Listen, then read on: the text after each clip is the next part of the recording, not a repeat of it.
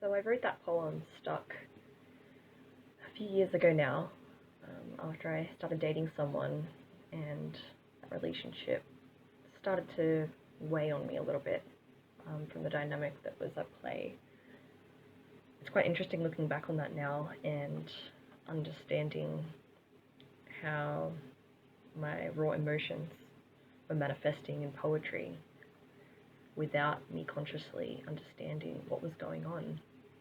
And now when I look back at a lot of the words I've used in that poem and the kind of themes that come out, I can kind of see how that talks to my traumas before they were resolved.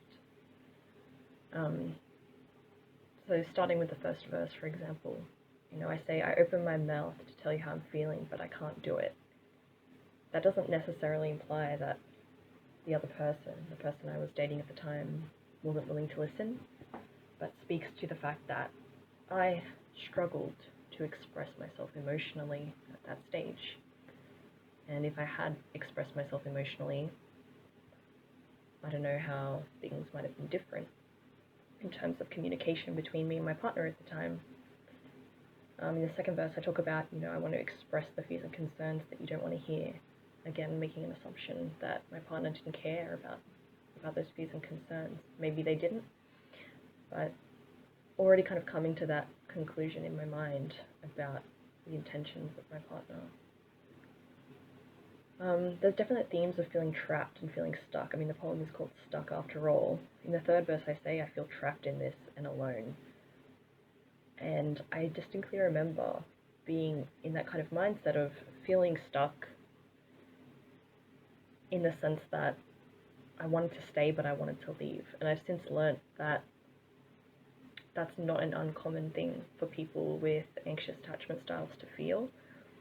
That feeling of wanting to be connected with someone and attached securely to someone, and at the same time realizing that the person that you're trying to attach to maybe doesn't feel the same way or isn't able to give you that sense of secure attachment that you desire because of their own traits, their own past traumas, whatever the case may be.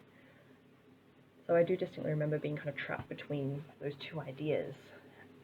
Because now looking at a situation like this, if I were to get into another relationship where I had these kind of feelings arise in me, I would kind of see it for what it is and leave if I knew that my partner wouldn't be able to give me what I needed emotionally or otherwise. But back then, it's as though I really needed things to work. I needed to be able to attach to this person and be with this person. Otherwise, it's like I didn't know what I would do. There was no alternative. But at the same time, in my mind, I knew that it was very unlikely that this person could give me what I needed. So it was just a very, very bizarre situation to be in. And I think the title of that poem, Being Stuck, is really apt on an emotional level about kind of what it's like to be in that situation. I kind of talk later in the poem about doubting love and withdrawal. So I think that kind of speaks to that anxious, avoidant dance that tends to happen between someone who's more anxiously attached, as I was in this relationship, and my partner who was more avoidantly attached. And I would notice this, that whenever they did something that upset me or kind of made me feel that they were distancing from me, then I, in response, sometimes would reach out to them, but also sometimes would also distance myself, because I do have a history prior to this relationship of being more avoidantly attached. And then I think entering this relationship with someone who was really quite avoidant and very emotionally closed off, it definitely triggered a lot of that anxiety, that anxious attachment in me, and that manifested in me. Although I have that history of avoidance in myself, so I would notice this pattern where they would pull away from me, and then that would make me pull away and withdraw, which would make them pull away more, and it would just become this big distancing kind of dance. So kind of different to how the typical anxious and avoidant dance tends to go, but still kind of like a spiral in a sense, something that it just kept getting worse because neither of us could see what was going on and pull ourselves out of it. I mentioned in the poem about hating it, being tired of the stress and this need to let it go.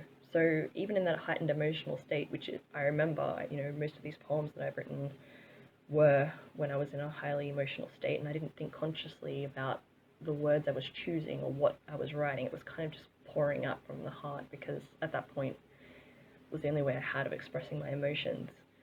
And I do remember being very stressed about this and writing quite a few poems, as you'll see if you have a look through my channel. There's many poems that speak to this relationship in particular as my way of coping. And I do mention there, I write specifically, I need to let it go. So again, that speaks to that, knowing deep down, like, I know this isn't good for me. I know this relationship isn't working. Like, I need to move on. I need to let it go. But feeling like I can't do that. So somehow feeling like that wasn't an option, or I didn't want to take that option, even though I knew that I needed to. So it's very interesting reading that now. In the next verse, I talk about holding on still, and talking about having to fix it. So again, that's kind of speaking to a desire that I had to make it work, because I felt like I needed to make it work. I needed this person. I needed to be attached to them, because if I wasn't, then who was I? What did I have? Where would I go? What would be my direction? I talk about needing their support to do that, of course, and that I can't do it all. And that's definitely something I felt a lot in that relationship. I was doing all of the emotional work, all of the emotional heavy lifting in that relationship, because of course my partner was very emotionally avoidant and wasn't very in tune with their own emotions. So I was the one who had to kind of fight for resolution of these types of issues, fight to have discussions about these very problems and feel heard in terms of my feelings, and also pull my partner's feelings out of them because they weren't especially forthcoming.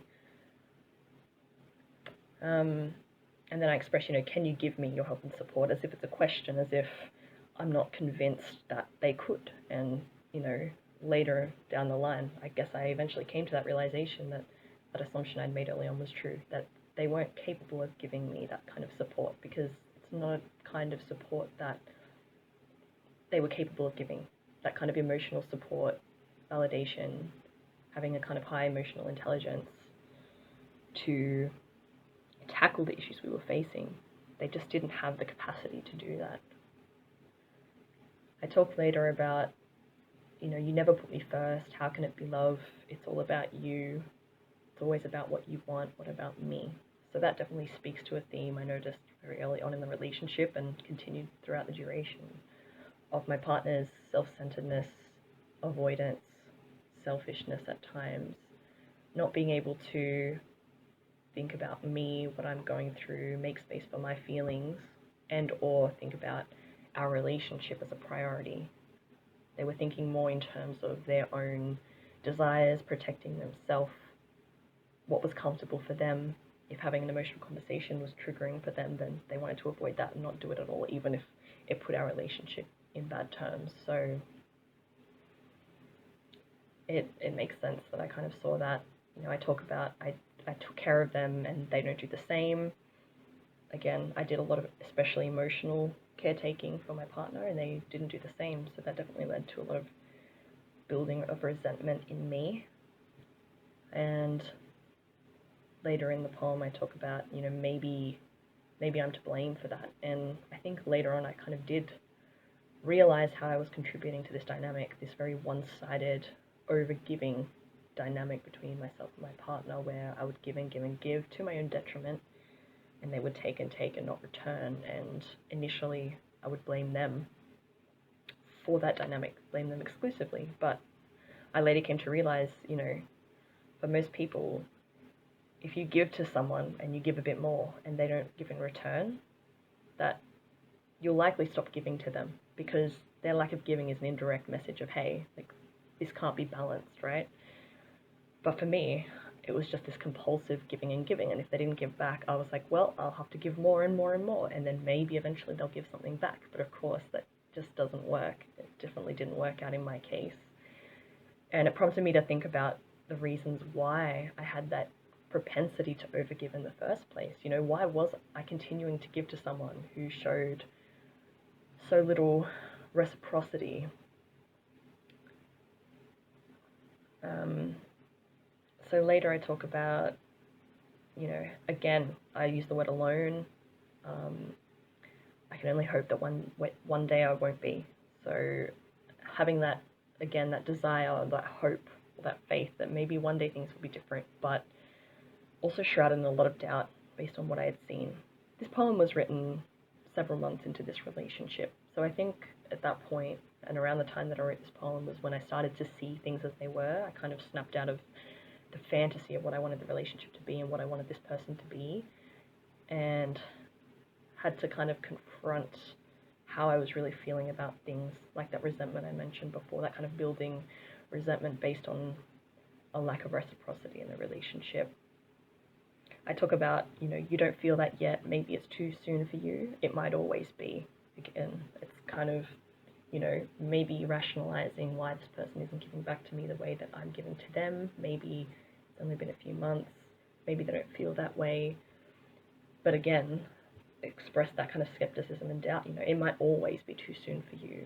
Speaking to that belief I had that, maybe this is something with them. This isn't about me personally. You know, I was kind of picking up on their maybe avoidant tendencies, the fact that they weren't going to be that kind of giving person that I am. In the second last verse, I talk about how that's my main fear, that, things might not change and I'll be left stuck.